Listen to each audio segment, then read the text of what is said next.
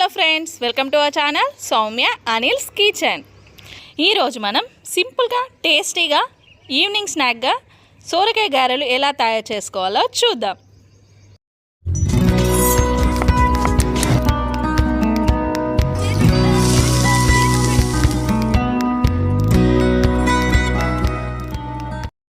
ముందుగా కావాల్సిన ఇంగ్రీడియంట్స్ ఏంటో చూద్దాం. కరివేపాకు, అల్లం వెల్లుల్లి పేస్ట్, 2 చిల్లీస్, 4 రెబ్బల వెల్లుల్లి, హాఫ్ సోరకాయ, half spoon salt, oil, deep ఫ్రైకి సరిపడా, పెసరపప్పు 1 స్పూన్, హాఫ్ స్పూన్ పసుపు, జీలకర్ర, ధనియాలు, 1 స్పూన్ కారం, హాఫ్ స్పూన్ ధనియా పౌడర్, 1 కప్ బియ్య పిండి, వాటర్. ఇప్పుడు ఎలా తయారు చేసుకోవాలో చూద్దాం. ఒక బౌల్లో 1 కప్ బియ్య పిండిని తీసుకొని ధనియాలు, జీలకర్రని ఇలా రబ్ చేసి యాడ్ చేసుకోవాలి. ఇలా యాడ్ చేసుకోవడం వల్ల మంచి ఫ్లేవర్ వస్తుంది. ఇప్పుడు పెసరపప్పుని యాడ్ చేసుకుందాం. అలానే ధనియా పౌడర్ని కూడా యాడ్ చేసుకుందాం.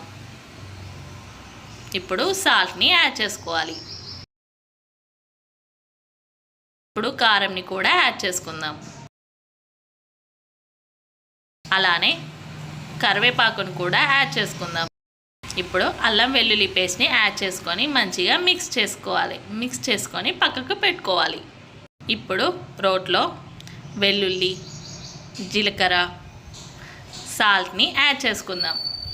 యాడ్ చేసుకొని కచ్చాపచ్చాగా దంచుకోవాలి. ఇలా దంచుకోవడం వల్ల మంచి ఫ్లేవర్ వస్తుంది. అలానే మధ్య మధ్యలో తలుగుతుంటే మంచి టేస్ట్ వస్తుంది. ఇప్పుడు 2 పచ్చిమిర్చిని కూడా యాడ్ చేసుకొని ఇలా దంచుకోవాలి. ఇప్పుడు సోరకాయని తీసుకొని ఇలా పొట్టుని పీల్ చేసుకుందాం. పీల్ చేసుకొని ఫ్రెష్గా వాష్ చేసుకోవాలి. ఇప్పుడు మనం 4 పీసెస్ లాగా కట్ చేసుకోవాలి.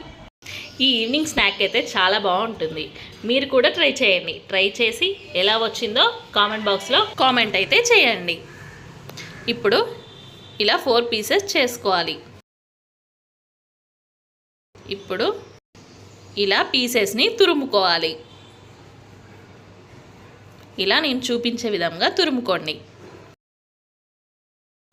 ఇలా తురుముకోవాలి. మీరు తురుముకోవచ్చు లేదా మిక్సీ కూడా చేసుకోవచ్చు. నేనైతే తురుముకున్నాను. ఇప్పుడు పిండిలో యాడ్ చేసుకుందాం. ఇప్పుడు మనం దంచుకున్న వెల్లుల్లి, జీలకర్ర, పచ్చిమిర్చి పేస్ట్ని యాడ్ చేసుకుందాం. అలానే పసుపును కూడా యాడ్ చేసుకోవాలి. యాడ్ చేసుకొని మంచిగా మిక్స్ చేసుకోవాలి. ఇప్పుడే వాటర్ని యాడ్ చేయకూడదు.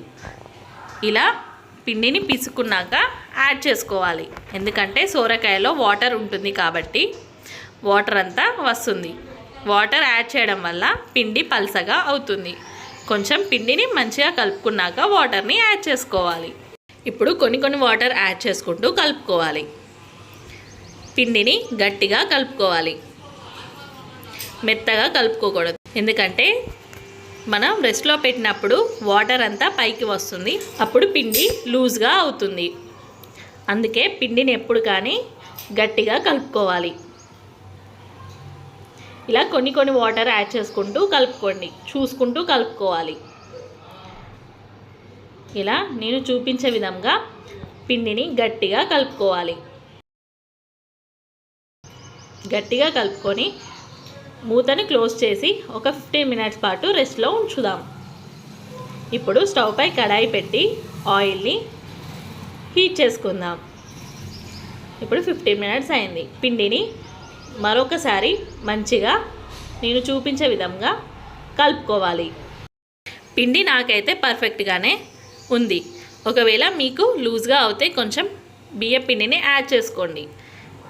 ఇలా కలుపుకున్నాక చిన్న బాల్స్ని ప్రెస్ చేసుకుంటూ చేసుకోవాలి. నేను చూపించే విధంగా చేసుకోండి.